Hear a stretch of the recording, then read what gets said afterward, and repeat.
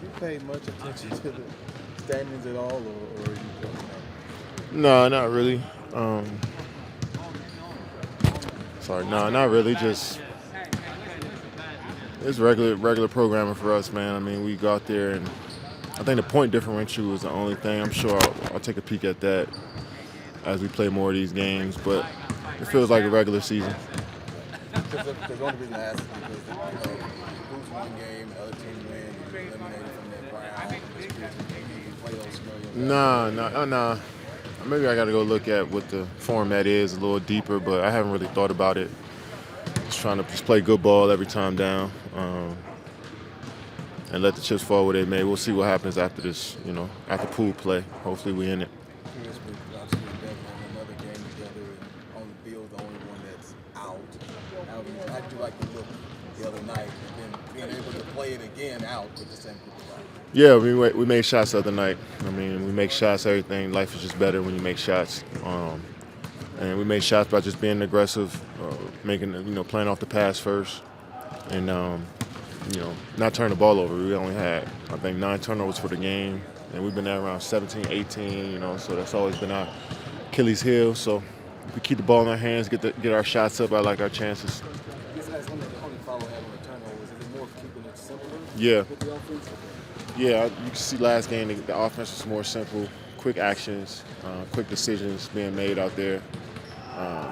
Get the ball up to the rim, you can't turn the ball over. So we didn't give them a lot of runouts for easy layups that'll get them back into the game. We made them earn everything, which helped us out.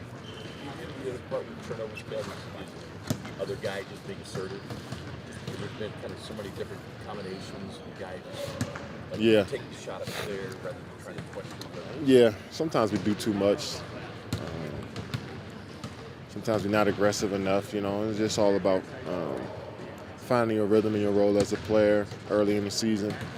I feel like a lot of teams struggle with turnovers early on, just trying to figure out how to play this fast pace of basketball we play in the NBA now. So it's a lot of quick decisions, a lot of actions, and sometimes that might lead to turnovers. So that's the risk reward of playing this type of basketball. But the teams who tend to keep the ball in their hands and slow the game down a little bit more have a good chance of winning every game.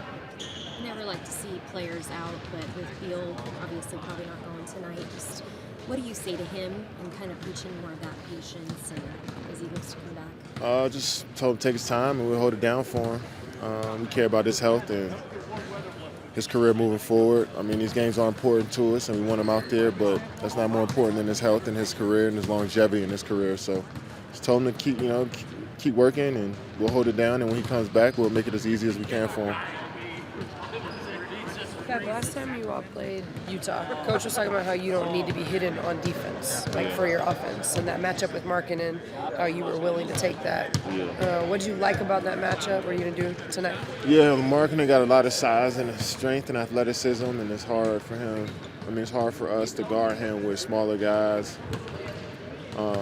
and bigger guys. I mean, he's just a unique player. He can shoot the three, he can post up, he can get to the rim. So try to use my length. I'm one of the taller guys on the team, and Coach trusts me against those guys at that size to just make life difficult. And that's my goal tonight, is to make it as hard as I can. Laurie is going to score. He's going to hit tough shots. That's how good of a player he is. So, but just using my length and try to stand between him and the basket, that'll help our game plan. No, you're good. What's one thing that stands out about Devin or something that people wouldn't know about him? His IQ for the game is very high. I mean, he's been through so many different situations in the league, playing in the finals, playing at the highest level of basketball, and so he understands different schemes and how teams are going to guard us as a unit. I mean, as a young player, you tend to focus on how teams are just going to guard you, but then as you get older, you look at how the team's going to guard us as a group and how you can manipulate that, and he's at that level. So his IQ has grown. He's always been a smart player, but with more experience, it gets better, and we can sense that throughout the whole team. Even when he's injured, he's talking, and especially when he's on the court, he's gotten us through a lot of different actions.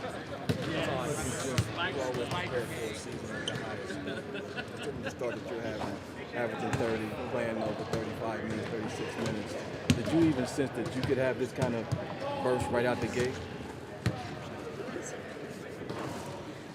Why wouldn't I? That's why I'm asking. I know we playing a young man's league, and once you hit a certain age, regardless of how you play and how you look, it's gonna always be like, well, this guy's old. You know, he's losing the step, regardless of if I haven't. You know, so I always envision if I'm playing, you know, to be at the same level I always played at, and I am getting older, but I still feel solid out there. I don't feel like this is a surprise for me. It may be a surprise for a couple of people, but that's what I expect myself to do every night. And, you know, and hopefully I stay at this level for as long as possible. But I know people are going to continue to question my age and how I feel. They do that already. For you, what goes into that, though, of just taking care of your body and what you're doing? I just think it's just staying in basketball condition. I mean, trying to play as much as I can in the summers. Trying to stay in game shape where you're running up and down, not just working on individual half-court stuff, you know. So I just try to stay in game mode as much as I can, thinking about the game, watching it, you know, reviewing stuff. So try to keep my mind and my body in game mode as much as I can, and I think that's helped more than anything. Money, and especially for the two-way guys and the guys on a non-guaranteed contract, that's really important. So, you know, those guys help us every day and prepare us. So, you know, we're going to play our hardest out there.